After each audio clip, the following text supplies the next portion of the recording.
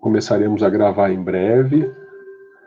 Boa tarde de novo. Como eu antecipei, vamos agora conversar um pouquinho sobre as antinomias, sobre o conflito de regras, já que nós chegamos ao direito canônico e ao momento em que o Corpus Iuris Canonici levantou esse problema no nosso direito. Então, vamos compartilhar a tela para voltar ao material. Já falamos aí na aula passada dessa formação do Corpus Iuris Canonici, e a partir de agora, como falei já 2 vezes, vamos falar das antinomias. A partir do momento em que os padres católicos que fizeram o Corpus Iuris Canonici organizaram de modo sistemático as regras, estava nascendo uma perspectiva do direito de que ele teria que ser um sistema. O que marca a perspectiva sistemática do direito? É duas grandes regras. Primeiro, a coerência e depois a completude. Então, o sistema jurídico é um conjunto de regras. Primeiro, é um conjunto completo de regras. Não pode haver lacunas. Todos os problemas jurídicos têm que ser resolvidos pelo direito. A segunda característica, que é aquela de que vamos tratar agora, é a coerência. Ou seja, o direito é um conjunto coerente de regras. Essa característica se aplica, assim como a outra, até hoje, ao direito brasileiro. Então, o que eu vou falar agora é um tema de teoria geral do direito. É um tema que serve para entendermos especificamente os sistemas jurídicos de origem romanista que estão sendo influenciados pelo direito canônico. Bom, quando olhamos para um ordenamento jurídico como o brasileiro, nós vemos um conjunto de regras e essas regras são hierárquicas. Então, há regras superiores e inferiores. E esse conjunto é um conjunto que não admite contradições. Ele não admite antinomias. Primeiro ponto, o que é uma antinomia? A palavra antinomia se forma da soma de anti e nomos. Nomos é regra, anti é conflito. Portanto, antinomia é conflito de regras. O que seria um conflito de regras? Seria uma situação em que existem duas regras no ordenamento jurídico, porém, elas trazem um comando contraditório. Uma regra diz que é proibido fazer A, e a outra regra diz que é obrigatório fazer A. Então, imaginando que A seja um comportamento, nós temos uma contradição se eu tiver simultaneamente, ao mesmo tempo, uma regra que obriga e a outra que proíbe o comportamento. Já já eu vou falar da questão de permitir o comportamento. Mas, olhando para o direito enquanto um sistema, essa situação é inadmissível. Imagine uma regra dizendo que é proibido pagar imposto de renda, e a outra regra dizendo que é obrigatório pagar imposto de renda. Olha, tudo bem, todo mundo vai querer que seja proibido pagar imposto de renda, mas nós temos uma situação de conflito. Ou uma regra que diz que no sinal amarelo é proibido avançar. A outra regra diz, no sinal amarelo é obrigatório avançar. Nós temos uma contradição. Afinal de contas, qual dos dois comportamentos nós devemos adotar? Eu mostrei para vocês que os padres católicos começaram no processo de unificação da igreja, no processo em que Roma se torna a, a líder, efetivamente, o Vaticano, né, se torna a liderança máxima de Roma por meio do Papa.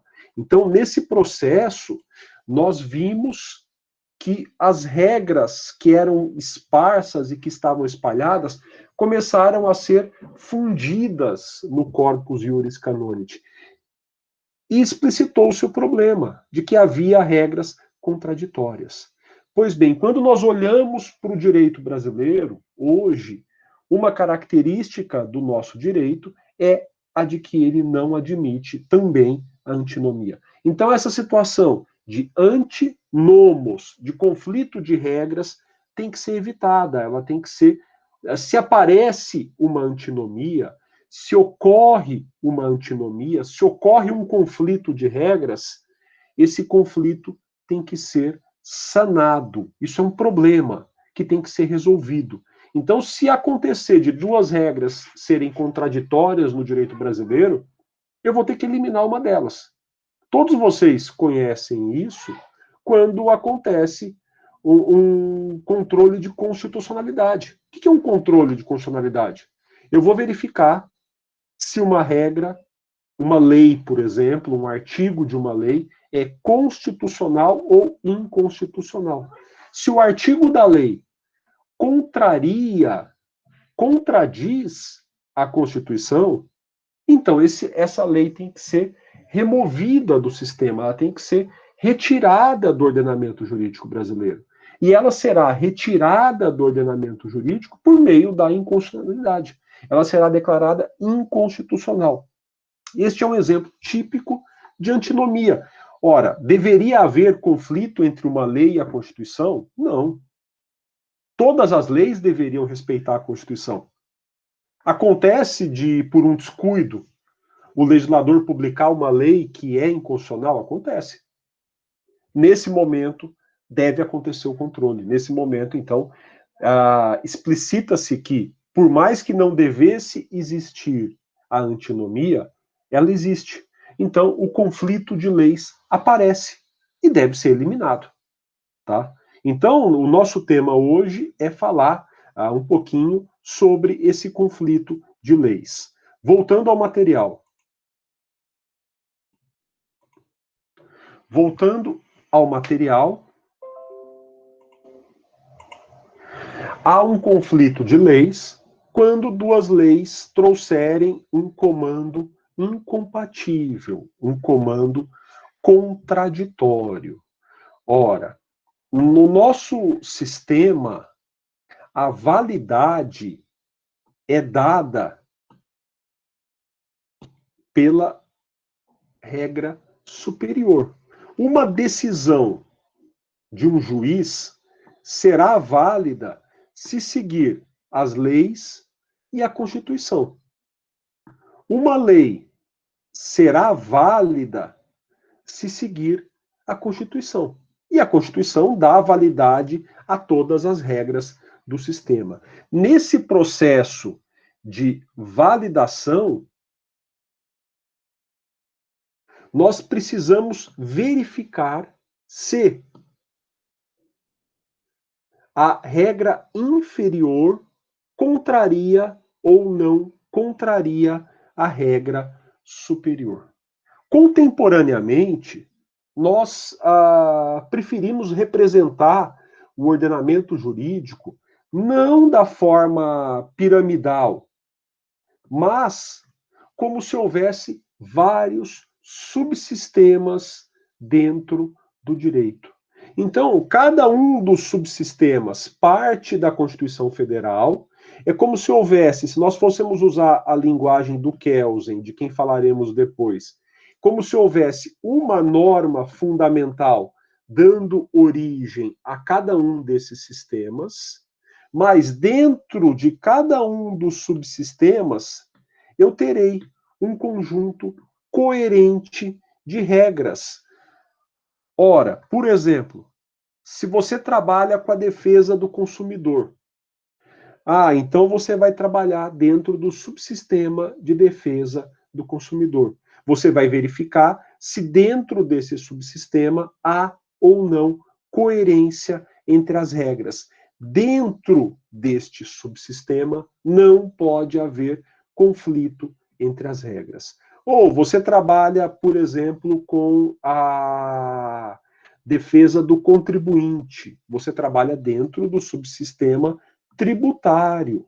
Você vai olhar dentro desse subsistema tributário se as normas são ou não coerentes. Por que esse modelo é um pouco melhor para representar o ordenamento jurídico?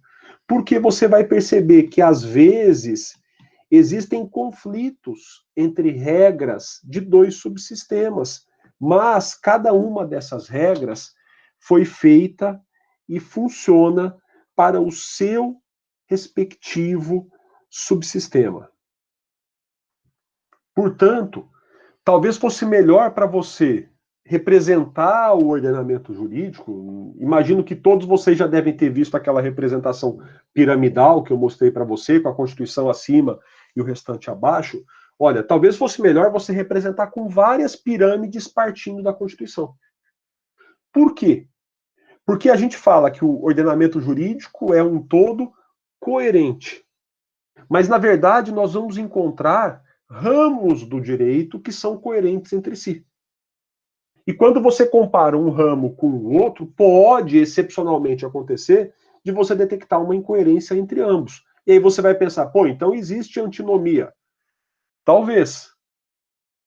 Mas ela não está prejudicando a operacionalidade dentro daquele subsistema. O que eu quero dizer? Dentro do subsistema do direito do consumidor não pode haver a contradição. Não podem existir duas regras contraditórias. Você, olhando para o ordenamento jurídico, você vai detectar que na própria Constituição Federal podem existir normas contraditórias. E essas normas contraditórias podem dar origem a subsistemas diferentes. Especificamente, olhando para a realidade, eu falei do subsistema do consumidor. Se você operar no subsistema do consumidor, você pode eventualmente encontrar contradições com o subsistema financeiro, o subsistema dos bancos, por exemplo, que é encabeçado pelo Banco Central. Ora, podem existir regras específicas para o funcionamento do sistema financeiro nacional que eventualmente gerem alguma contradição com o direito do consumidor. Ainda assim, o sistema como um todo, o direito como um todo, continua funcionando. Então é interessante você passar a olhar para o ordenamento jurídico como um sistema de feixes. E por que isso é interessante na prática? Porque você vai perceber que quando você trabalha com um ramo do direito, você conhece toda a sistemática daquele ramo, mas você não conhece a estrutura do sistema, a própria coerência interna do sistema de um outro ramo. Você logo vai aprender na sua prática que não é coisa simples você trabalhar em ramos diferentes do direito. E, eventualmente, na tua experiência, você acumula conhecimento em um ramo do direito. Eu faço trabalhista, ou eu trabalho com família, eu trabalho com tributário. Não, cada ramo do direito possui uma lógica própria. Cada ramo do direito possui princípios próprios. E cada ramo do direito se fundamenta em artigos diferentes da Constituição. Nesse sentido, você precisa olhar para os ramos do direito com cautela. E, suponhamos, se você trabalha, é um advogado trabalhista, e pega uma causa de direito do consumidor, você vai ter que ser muito cauteloso antes de atuar nesse novo ramo, porque você não conhece a estrutura e o subsistema de direito do consumidor, no meu exemplo. Ora, então, a análise inicial, Eu estou dizendo para vocês que o direito é um todo coerente. Mas você deve interpretar isso como o direito possui vários ramos, o direito possui vários subsistemas. E dentro de cada um desses subsistemas existe a coerência. Quer dizer, não pode haver o conflito. Você não vai encontrar dentro do direito do consumidor duas regras conflitantes. Uma que permita algo ao consumidor, outra que proíba algo ao consumidor, ou obrigue e proíba. Você não vai encontrar dentro do sistema do direito tributário duas regras conflitantes. Você não vai encontrar uma regra que dê um direito para o contribuinte e outra regra que imponha um dever para o mesmo comportamento para o contribuinte. Ou uma regra que crie um imposto para o contribuinte e outra regra que diga que aquele imposto não pode ser criado. Isso geraria uma incoerência. Uma das duas regras deve ser declarada inconstitucional. Bom, dito isso, vamos voltar à análise da antinomia. Feito esse preâmbulo, né, feita essa reflexão, o que é a antinomia? Antinomos é o conflito de regras. Então, a antinomia é o conflito de regras. Quando existe a antinomia? Quando existe o conflito de regras no direito. E vamos pensar no direito brasileiro. Nós estamos falando agora de teoria geral do direito brasileiro. Quando que existe um conflito de regras? Primeiro, as regras têm que ser vigentes no mesmo espaço. Segundo, as regras têm que possuir comandos incompatíveis. E terceiro, o destinatário da regra não sabe como se comportar. Ele fica numa posição insustentável. Então, por exemplo, imagine que eu esteja em sala de aula e eu escrevo na lousa proibido conversar. E na sala, enquanto eu escrevo proibido conversar na lousa, eu digo obrigatório conversar. Ora, eu tenho duas regras. No meu exemplo, uma escrita e uma oral. Uma oral dizendo uma coisa e uma escrita dizendo o oposto. As duas regras se aplicam na mesma sala de aula. Esse é o primeiro requisito. Porque se eu entro numa sala de aula e digo proibido conversar, vou para a sala ao lado e digo obrigatório conversar, não há antinomia. Não há conflito. Porque cada uma foi dirigida para um ambiente diferente. Então, o primeiro conflito, no meu exemplo, estou dentro da sala de aula, criei as duas regras e elas são contraditórias dentro da sala de aula. Então, primeiro requisito, as regras têm que ser contraditórias no mesmo espaço. Eu tenho duas regras vigentes no mesmo espaço. Por exemplo, não há antinomia entre uma lei estadual do Rio de Janeiro e uma lei estadual de São Paulo. A lei do Rio proíbe um comportamento. A lei de São Paulo obriga o mesmo comportamento. Por que não há conflito? Porque se o cidadão estiver no Rio, ele não faz A. Se o cidadão estiver em São Paulo, ele faz A. Para que houvesse o conflito, as duas regras deveriam ser vigentes, ou no Rio ou em São Paulo.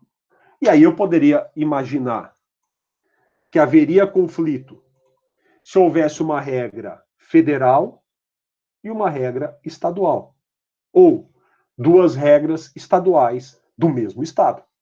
Duas regras de São Paulo determinando comportamentos opostos. Ou duas regras federais determinando comportamentos opostos. Do que nós estamos falando? Conflito de leis, conflito de regras, Conflitos de artigos de leis. Quando duas regras são incompatíveis. Quando duas regras são contraditórias. Primeiro requisito para você detectar a incompatibilidade. As duas regras têm que produzir efeitos, têm que ser vigentes, têm que potencialmente produzir efeitos no mesmo lugar. Bom, segundo requisito.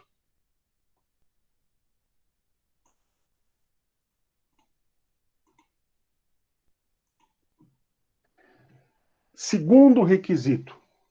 As regras têm que conter comandos incompatíveis. Por exemplo, podemos pensar em 3 situações. Quando que há uma incompatibilidade? Primeira hipótese, uma regra obriga e a outra regra proíbe. Se uma regra obriga e a outra proíbe, nós temos uma situação em que algo deve ser feito e a mesma coisa não pode ser feita. Ora, há um conflito. Eu não tenho o que fazer.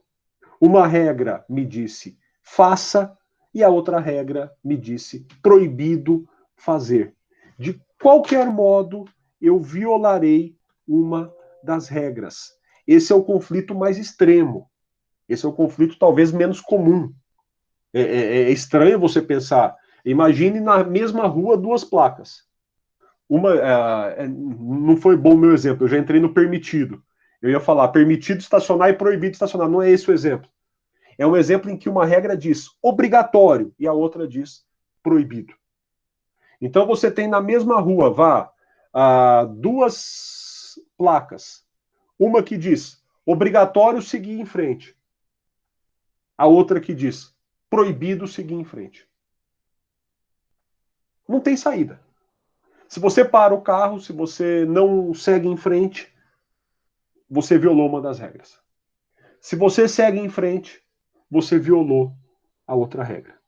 Imagine um ônibus com 2 comandos opostos. Proibido sentar, obrigatório sentar. Uma placa diz, proibido sentar, assento reservado. Só tem aquele assento. A outra placa diz, obrigatório sentar, proibido ficar de pé. Né?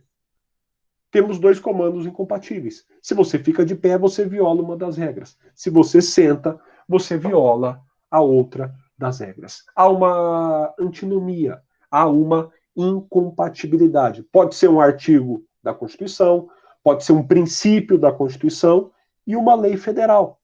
Estão no mesmo espaço. Pode ocorrer entre 2 leis federais. Estão também no mesmo espaço. Entre uma lei federal e uma lei estadual, dentro do estado, estão no mesmo espaço. Ou entre 2 leis do mesmo estado. Ou do mesmo município, né? Eu estou falando do estado, mas nós podemos ir até o município.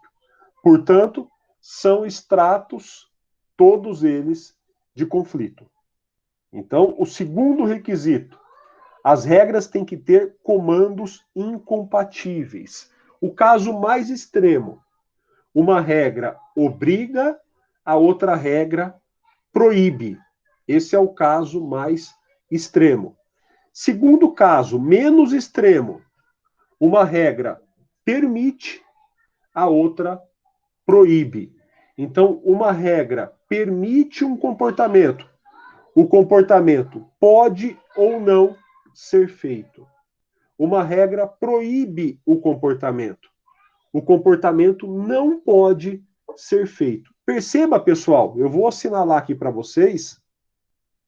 Se uma regra permite e a outra proíbe, tem um espaço de conciliação entre ambas.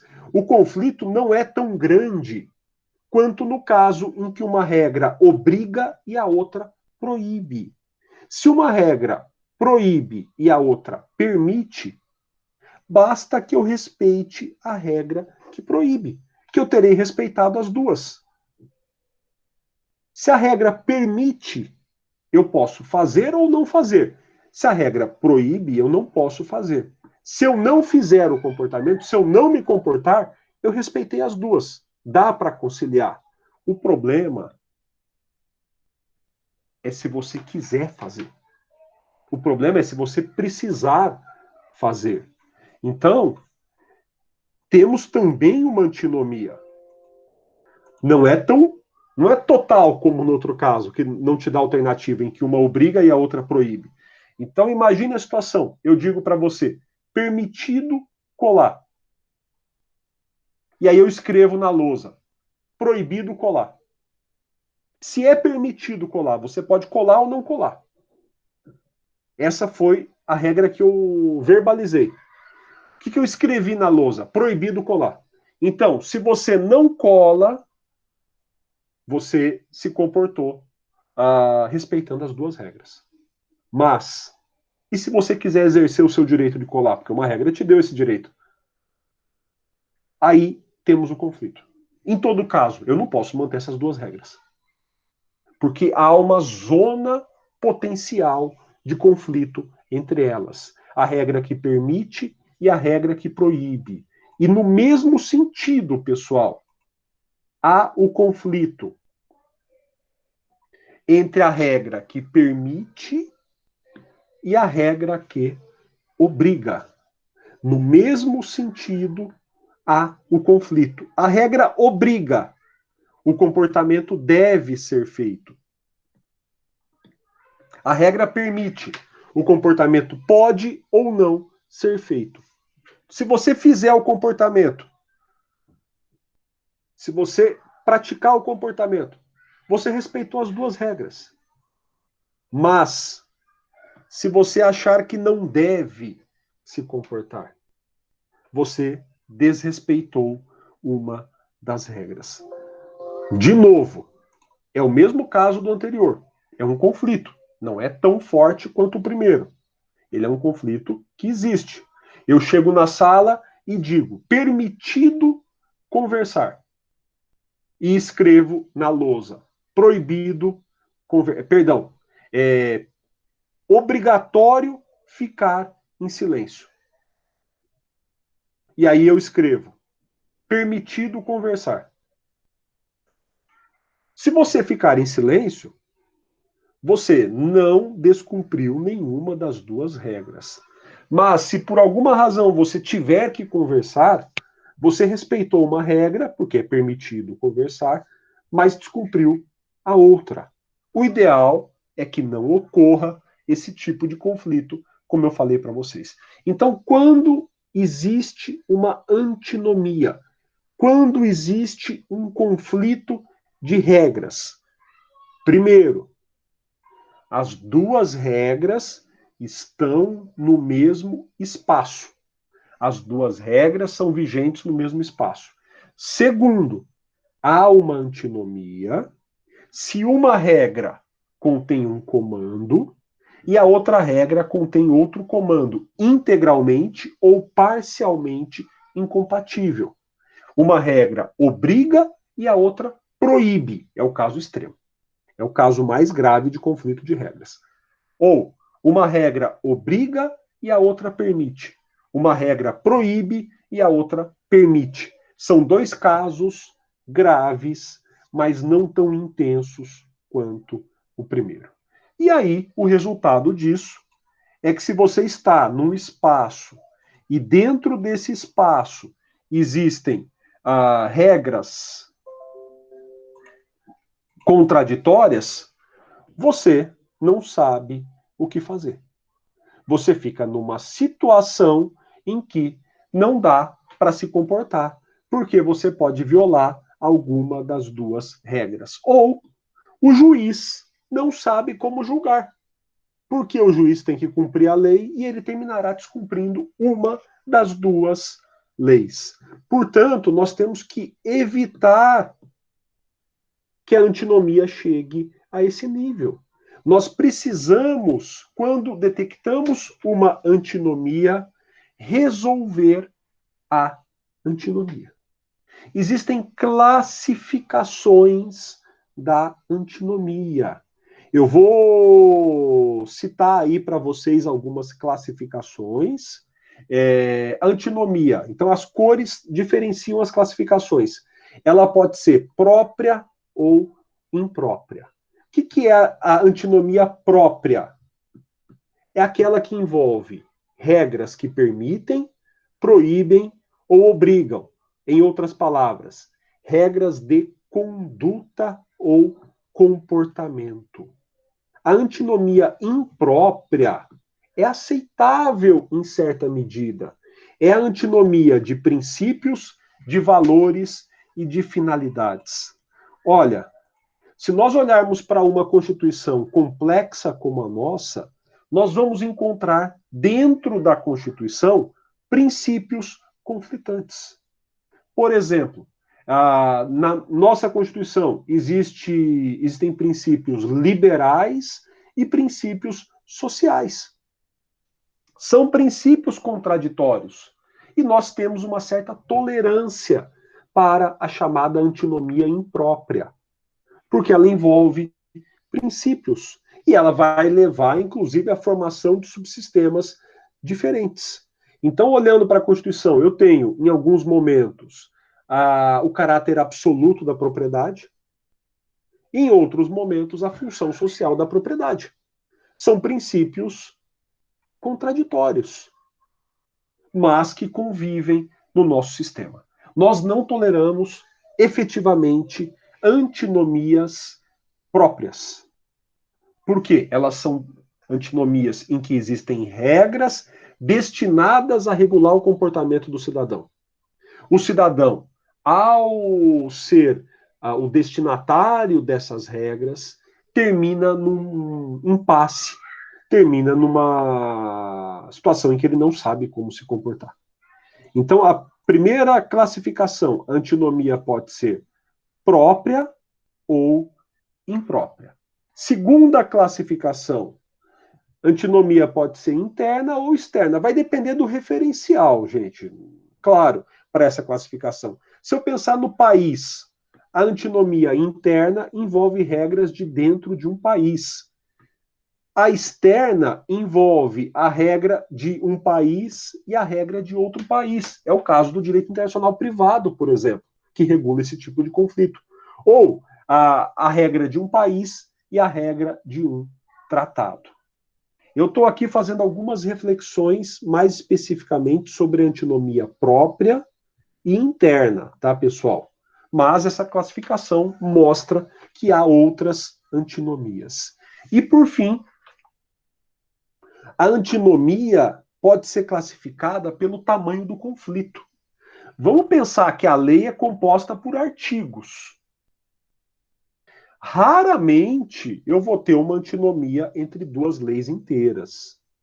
Raramente eu vou. Vamos imaginar que a lei tenha, muitas vezes, mais de uma dezena de artigos.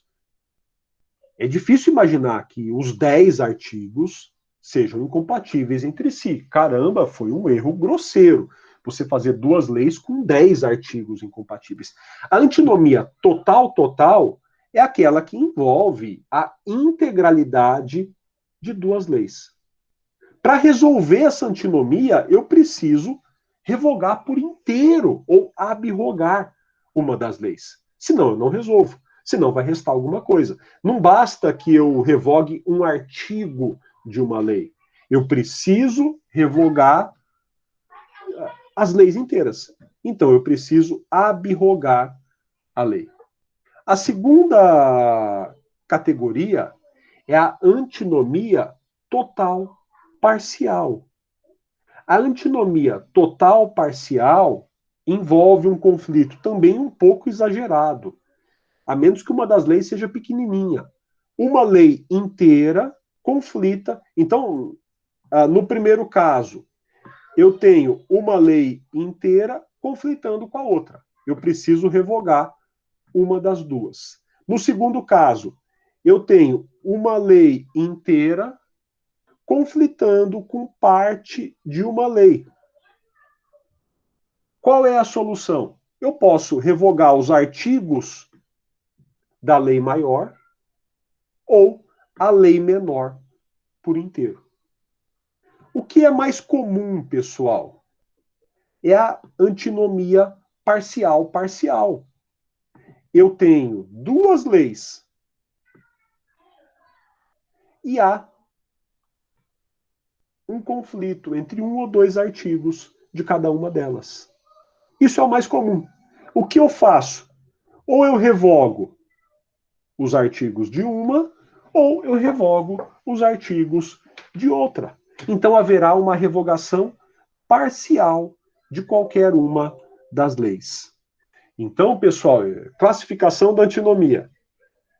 O que é raro? É raro você imaginar duas leis inteiras em conflito. Ora, quando vocês acompanham uma declaração de inconstitucionalidade, raramente a lei inteira é inconstitucional. Normalmente é um artigo da lei, às vezes até um parágrafo da lei, é um pedacinho da lei que é inconstitucional. Mas, numa situação teórica, eu posso imaginar uma lei 10.000 que é totalmente incompatível com a lei 20.000. Todos os artigos são incompatíveis, do primeiro ao último. Eu não tenho o que fazer, pessoal. Eu tenho que revogar ou a 10.000 ou a 20.000 por inteiro. Já volto aí, Francisca. Então, as duas leis são integralmente incompatíveis. Segundo exemplo, eu tenho uma lei com 100 artigos e eu tenho uma lei com 2 artigos. Os 2 artigos da lei menor conflitam com 2 artigos da lei que tem 100 artigos. Eu não vou revogar a lei que tem 100 artigos por inteiro. Ou eu revogo os 2 artigos da lei que tem 100 artigos, ou eu revogo a lei menor por inteiro. Essa antinomia é total, porque pega uma lei por inteiro, e é parcial, porque pega parte de outra lei. O que é mais comum? Eu tenho 2 leis com 100 artigos. Um artigo de uma lei conflita com um artigo da outra lei. Basta eu remover um desses 2 artigos, e não a lei inteira.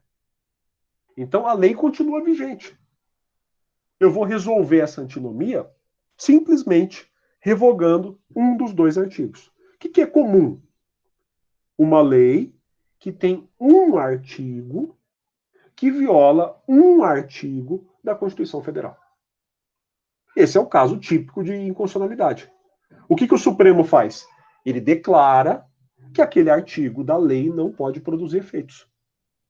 Que tecnicamente é quase a mesma coisa que revogar. Não é a mesma coisa.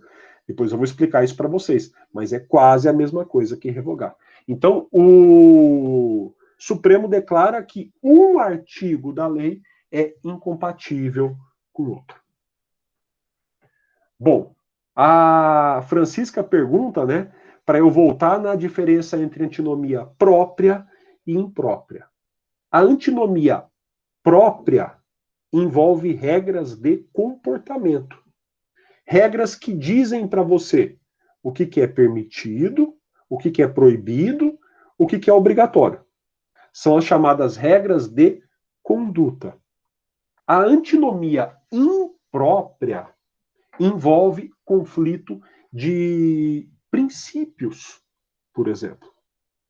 Eu não estou dizendo para você o que é permitido, o que é proibido, o que é obrigatório. O que eu estou dizendo para você? Que os princípios são incompatíveis. Qual é o grande exemplo, tá, Francisca? Princípio da liberdade e princípio da igualdade. Muitos vão dizer ou liberdade ou igualdade. Você não consegue ter as duas coisas. Por quê? Porque para você construir um mundo regido pelo princípio da igualdade, você vai ter que sacrificar a liberdade de muitos. Para você, por outro lado, preservar a liberdade de todos, você vai ter que permitir que as diferenças aconteçam. E você vai sacrificar a igualdade. Olha, o nosso direito adota qual dos 2 princípios? Liberdade ou igualdade? Os 2. Não obstante o conflito. Por quê? Porque a antinomia, o conflito que eu falei para vocês entre esses 2 princípios, é teórico. ele é um conflito impróprio, como nós classificamos. É um conflito em tese. Quantas regras não existem embasadas na igualdade? E quantas regras não existem embasadas na liberdade? Os dois princípios continuam. Por quê? Repito, trata-se do que a gente chama de uma antinomia imprópria. É uma antinomia de princípios ou de valores. Ela é abstrata demais. O que adianta eu falar para vocês que a igualdade conflita com a liberdade? Aí você vai me dizer, tá, mas em concreto, não dá para construir regras que respeitem as duas? Dá. Tanto dá que nós construímos, né? Nós construímos sistemas como o direito do trabalho, construímos sistemas como o direito do consumidor, que acabam respeitando ambos os princípios. O que não pode haver mesmo é a antinomia própria. É aquela situação que eu digo para você, é obrigatório pagar o descanso semanal para o trabalhador. Então, é obrigatório conceder descanso semanal remunerado, né, para o trabalhador. E a outra regra diz, é proibido conceder descanso semanal remunerado para o trabalhador. São regras de comportamento. Então, elas estão se dirigindo ao comportamento direto das pessoas, à conduta das pessoas. Esse conflito não pode existir. Essa é a antinomia própria, tá, Francisca? Não sei se melhorou, fico à disposição, né, caso você ainda tenha dúvida.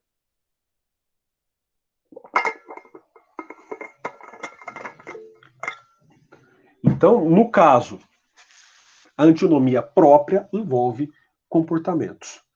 E aí, pessoal, temos essa classificação da antinomia, e eu disse para vocês que eu vou resolver a antinomia revogando. Eu vou revogar uma das leis.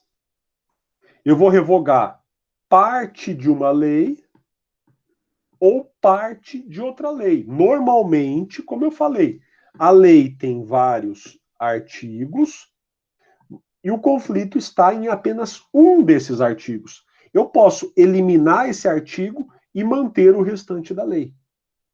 A questão é, se há um conflito entre duas leis, se há o conflito entre dois artigos, um de cada lei, eu não posso permitir que os dois continuem no direito brasileiro.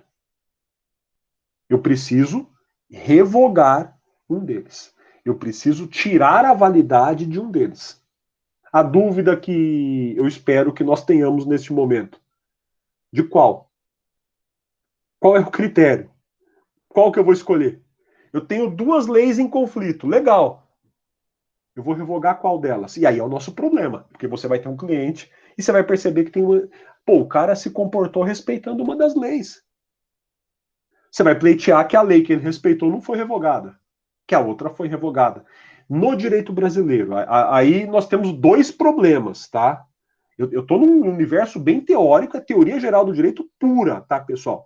Vamos ver, Francisca, tem 4 critérios, tá, Francisca? Você trouxe um, muito bem, você trouxe um com correção, que é a lei mais benéfica. Perdão, esse é outro critério, é a lei mais nova, a lei mais recente.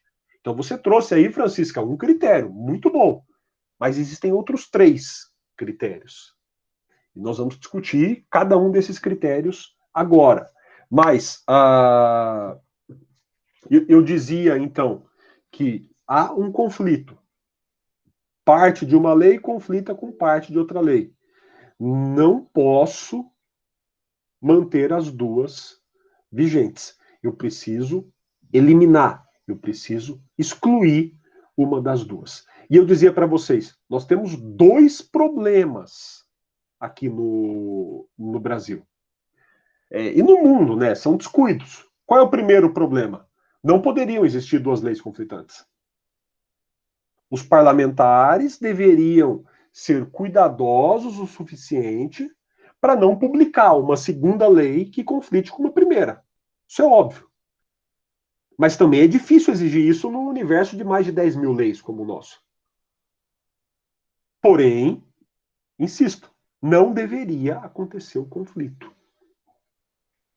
E o segundo problema, uma vez que acontece o conflito, ele vai gerar uma coisa que não deveria existir também no direito brasileiro pela Lei Complementar 95 de 98.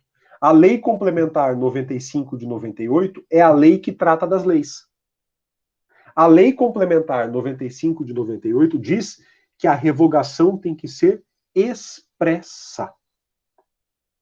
A revogação tem que ser expressa. Se duas leis se tornaram vigentes e são incompatíveis, não houve revogação expressa, que deveria ter acontecido. As duas são vigentes e incompatíveis. Então eu vou ter que buscar uma forma tácita de revogação. Eu vou considerar que uma das duas foi revogada. É o que o Supremo vai fazer. O Supremo não tem o poder de revogar umas leis. Pensem nisso. Quem cria a lei? Poder legislativo. Quem revoga a lei? Poder legislativo. Por isso, quando eu falei agora há pouco, eu não errei no que eu disse. O Supremo não revoga a lei. Ele suspende os efeitos da lei.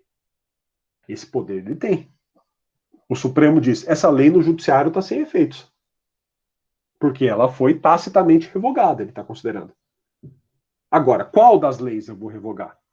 A Francisca trouxe aí dois critérios. Vamos ver.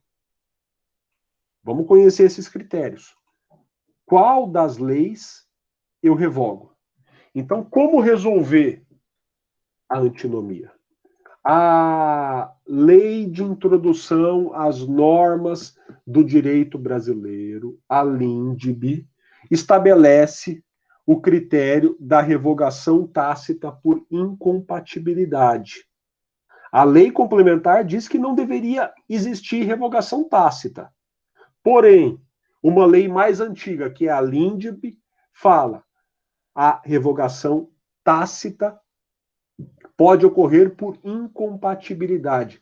O que é a revogação tácita? Ela não é expressa, não está escrita na lei. Deveria estar escrita. A revogação deveria estar escrita na lei, mas não está. Então a revogação é silenciosa, ela é tácita. E por que ela existe? Porque as regras são incompatíveis. Isso está previsto na LINDB. Então, pessoal, sempre que houver uma antinomia, eu sei que há uma incompatibilidade. A antinomia significa incompatibilidade. Antinomia significa contradição entre regras. Se eu detecto uma antinomia, isso significa que há uma incompatibilidade. E se há uma incompatibilidade, deve acontecer a revogação tácita. Bom, eu coloquei o problema. Se há duas leis incompatíveis, se há duas leis contraditórias, uma delas tem que ser revogada. Qual? Eu dei um passo atrás, tá? Por que duas leis não podem ser contraditórias no Brasil? Porque se elas são contraditórias, elas são incompatíveis.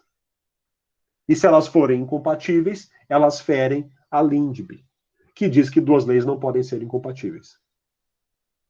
Então, se duas leis forem incompatíveis, uma delas está tacitamente revogada. Mas eu volto para o problema. Qual? Qual das duas está tacitamente revogada? Vamos ver então os critérios.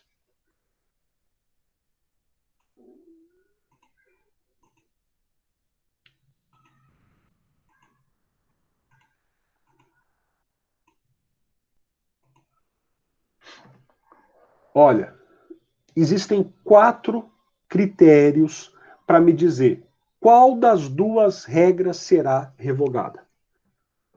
Não necessariamente na ordem, tá, pessoal? Hierarquia, cronologia, especialidade e regra mais benéfica. São 4 critérios que tentam me ajudar nesse problema. Qual das regras estará tacitamente revogada? Bom, primeiro critério, hierarquia. Existem duas regras conflitantes. Ora, elas são incompatíveis. Se são incompatíveis, pelos termos da Lindbe, uma delas tem que ser revogada. Qual delas? Bom, primeiro critério. Se uma é hierarquicamente superior e outra é inferior, eu revogo a inferior. Então, primeiro critério. Se há o conflito entre uma lei e a Constituição Federal, pelo critério da hierarquia, a lei revoga a Constituição ou a Constituição revoga a lei? Ora, pelo critério da hierarquia, a Constituição revoga a lei. A ideia é que a lei foi criada pelo poder legislativo. A Constituição foi criada pelo poder constituinte.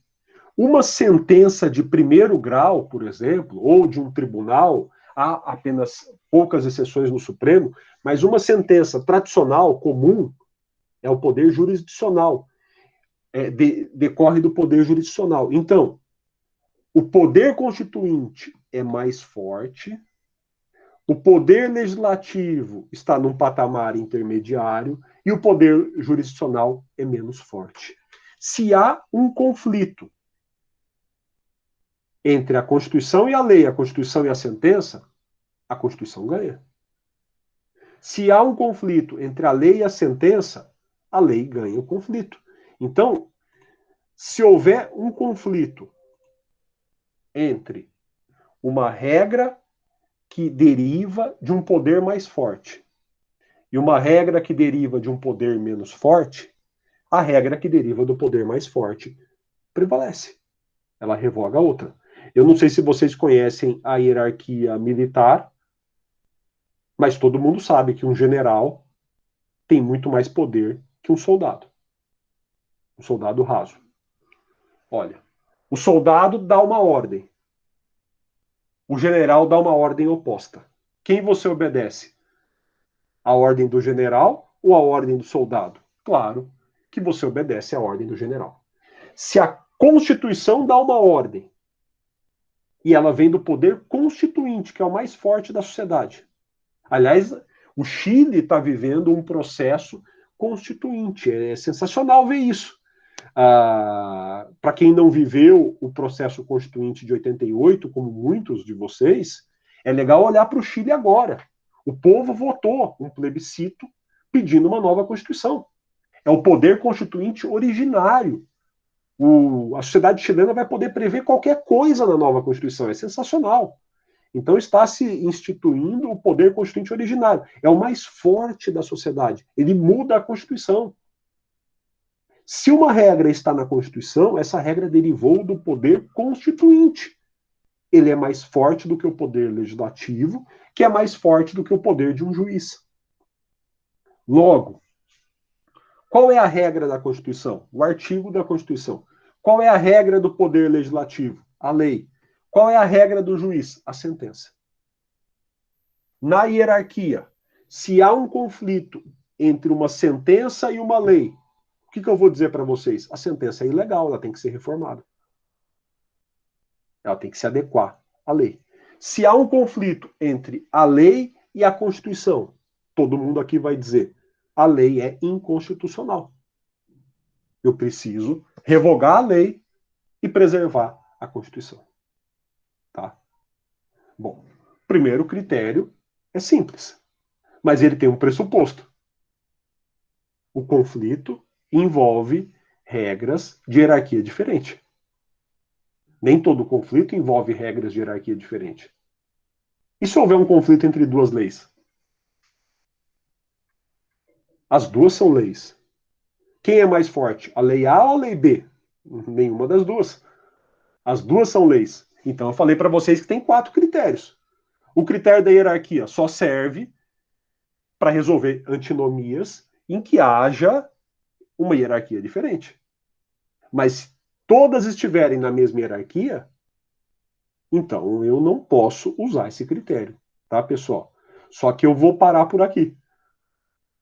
Vamos voltar na próxima aula, e aí eu vou falar do critério. E aí, Francisca, pode ser, de repente, se são duas leis que estão em conflito, a mais nova revoga a mais velha. Eu vou voltar a falar disso. Por quê? A última vontade do rei é lei. Imagina um rei absolutista. É um cara que devia mudar de opinião a toda hora. Ele é o rei absolutista, só que só tem um problema. A opinião do rei é lei. Se o rei mudou de opinião, mudou a lei. Porque ele é o rei absolutista. Ele tem todos os poderes. Qual é a regra que você vai seguir? Olha, é menos inseguro que você respeite a última vontade do rei. Então, a última vontade do rei é a lei mais nova. A gente vai voltar a falar disso, tá? Então, duas leis estão em conflito. Qual que eu obedeço? A mais antiga ou a mais nova? Qual é a vontade mais recente do Estado? Eu vou respeitar a vontade mais recente do Estado. Tudo bem, pessoal? A gente volta, então, na próxima aula para terminar o ponto da antinomia.